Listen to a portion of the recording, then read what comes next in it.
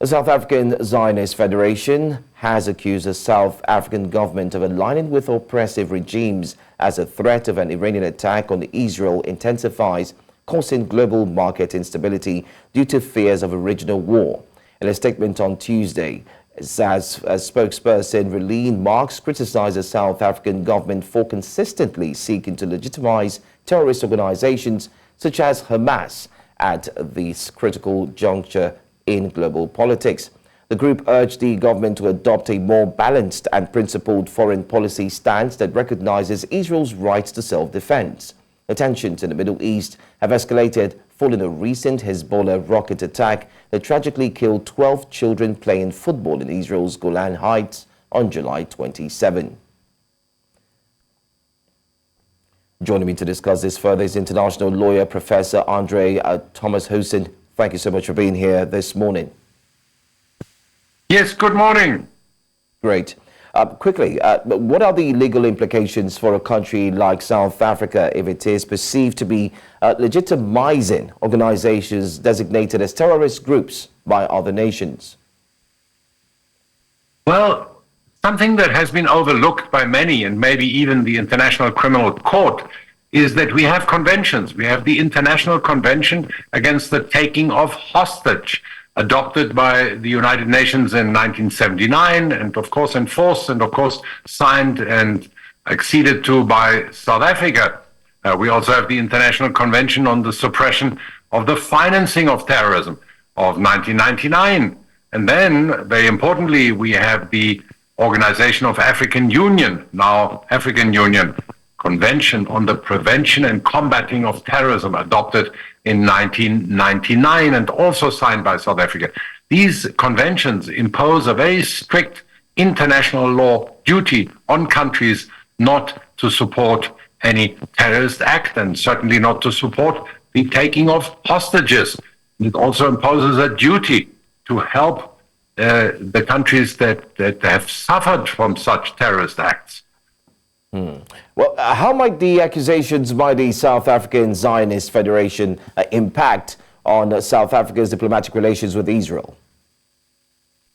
Very unfortunately, the diplomatic relations are nearly at a freezing point.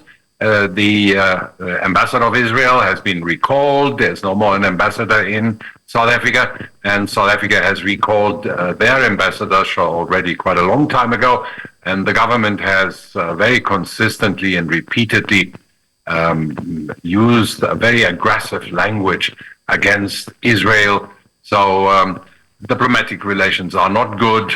They are one step from being completely severed. All right. Can the South African government's stance on Hamas be actually considered a violation of international law or treaties? Well, that will turn around the definition of aggression and the definition of terrorism. And Hamas, of course, contends that they are only defending themselves against an illegal occupation and against what they believe to be a crime of apartheid committed by the Israeli government. In respect of Gaza, it is very difficult to argue this because Gaza hasn't been occupied by Israel since 2007, when Israel completely withdrew from the Gaza Strip and all authority, all administration was handed over by Hamas. So from then on, it is Hamas who is, for instance, detaining people, who is very mercilessly executing women accused of being unfaithful, and practicing that very radical kind of interpretation of Islam as we, for instance, find it in Nigeria with the Boko Haram. There's hardly any difference between Hamas and Boko Haram. So South Africa is maintaining its very close relations and its affinity to the Palestine cause, but if it should, for instance, send arms or allow mercenaries, volunteer mercenaries to fight on the side of Hamas. All right, Professor, we'll come back to you and continue this conversation. Let's take a break. We'll be right back. Thanks for staying with us. And we're still talking about the Zionist group and the statements being made criticizing South African government. And with us is Professor Thomashausen, who's actually discussed this with us so far. But let's take one last question very quickly. Now, are there any potential legal consequences, especially for South Africa? You were initially likening it to Nigeria and Boko Haram and so on. But what does this mean for South Africa, supporting a terrorist activity in the eyes of the international bodies such as the United Nations? It is a bit of a crossroads decision. We can only hope that the change of government in South Africa, the recent change in June, which has brought about a new minister of international relations, will bring about more moderation, because the previous minister, Mrs. Pandor, was a very committed and maybe fundamentalist Muslim, and she was very repeatedly heard in assemblies of pro-Palestinian groups praising Hamas. That will no longer happen.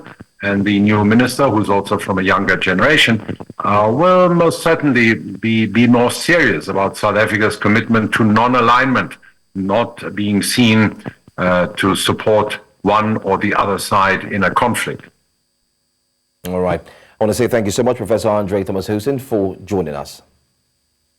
Thank you.